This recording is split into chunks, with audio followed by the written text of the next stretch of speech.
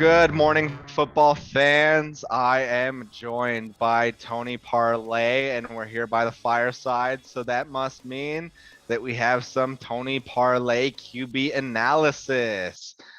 We're going to dig into week 5 and see what Tony has. It claims that he has an MVP edition of the QB analysis for us today. So, Tony, who's number 1 on your QB list? Starting out the MVP edition, it's going to be Josh Allen. Watching him play has been a revelation this season, just to continue to see his improvement at the quarterback position, as he is the rarest quarterback I have ever seen actually improve his accuracy at the NFL level from the college level. He was not very accurate while he was at Wyoming, sub 60% completion percentage. He also started his career in the NFL with sub 60% completion percentage, 53% his rookie year, moved up to 59%, and then had the jump last year to 69% in an MVP runner-up season for him. Fresh off of a dominant performance in Kansas City against the Chiefs in pouring rain, he was able to go ahead and slice that defense up and dissect them. The number one thing I've noticed with Josh Allen has been his discipline and judgment. The ability to make all the throws is a lot different as to when to make all the throws. I see him in the pocket. He looks poised. He's confident. He's also a 6'5", 240-pound athlete that's difficult to bring down. So I can see why he has that confidence in the pocket. He's a threat in the running game. He's just throwing frozen ropes, lasers out there. I believe he had a touchdown pass to Emmanuel Sanders last week that was 40 yards on a dime that just seemed to go straight through that entire Kansas City defense before they could even check to see what happened. Emmanuel Sanders was celebrating in the end zone. He does have the strongest arm in the league. I think that that's pretty much why Buffalo invested that first round pick in him. Credit to them for sticking with him. I've never seen a quarterback improve this much. It's just wild to see. And they've done a great job with their infrastructure, surrounding him with all the pieces, trading for Stephon Diggs, signing Cole Beasley, drafting Dawson Knox, signing Emmanuel Sanders. They've really done a great job there. So rather than bailing too soon on quarterbacks, do you think teams are going to start having the Josh Allen effect of where they're hanging on to quarterbacks too long? Is this more of an outlier than the actual rule itself?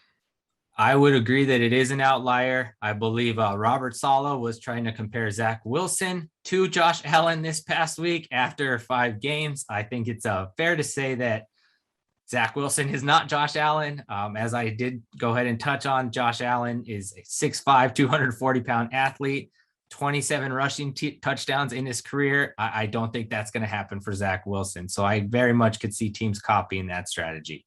I'd say that's a pretty fair assessment. Old takes exposed. You can find us in 5 years if that does not happen. But I think we're going to be on the right side of history with that one. Tony, who's next on your MVP edition of the QB analysis? Justin Herbert for the Chargers. I know that hurts you as a Broncos fan. Watching him play is fun. With Brandon Staley, it's almost an ideal pairing. I believe they are 7 for 7 on 4th downs. He has all the confidence in the world in Herbert, and Herbert has some of the best judgment, has some of the best ability I've seen in a young quarterback since Aaron Rodgers was ascending, I want to say 10 years ago, and since Patrick Mahomes ascended to an elite quarterback a couple of years ago. It's just shocking to see how good he was. You can check out some of our other episodes. I believe Chris gave credit to Mike Tannenbaum, the only GM that believed in Justin Herbert, and the Dolphins selecting Tua over him is continuing to look worse and worse game by game. But Justin Herbert, he doesn't make mistakes. He makes all the right reads. He has the ability. He's just difficult to defend. He's a joy to watch. It's just, man, he is going to be a problem for the next decade in that division. He is very fun to watch, as Ravens defensive coordinator Wink Martindale put it. Justin Herbert quote, he's one of those guys that could throw a strawberry through a battleship, which after watching him play is totally believable.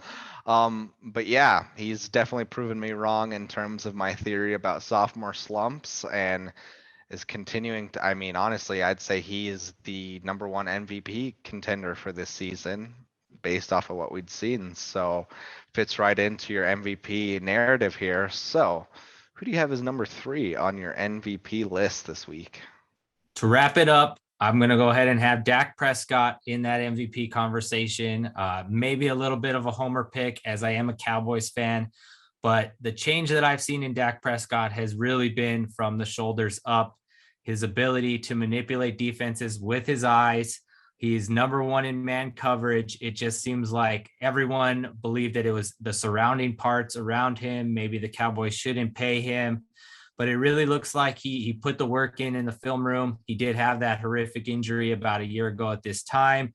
So he's relying less on his athleticism and more on his intellect and just dissecting defenses. And some of these throws he's making and the high level quarterback play, he's making it look relatively simple. And he does have the strong supporting parts around him, but he's also executing at an MVP level. I'm really interested to see what the Patriots and Bill Belichick does against him this weekend. But you can see the longer he's playing, the more confident he's getting in that rebuilt ankle, and he's throwing it downfield as evident by his yards per attempt. And he's also second in the league, 74% completion percentage. So he's just definitely dialing it up and dissecting defenses this season.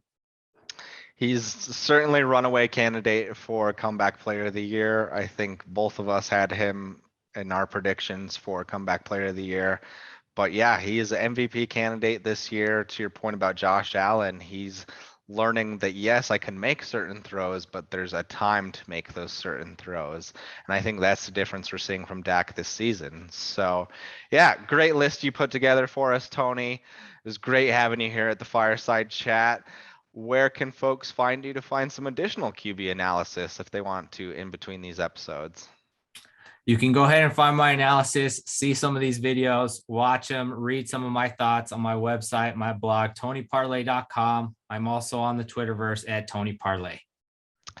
And you can find us, The Hate Watchmen, on YouTube and Instagram. So check us out at The Hate Watchmen. Check out some of our other episodes below.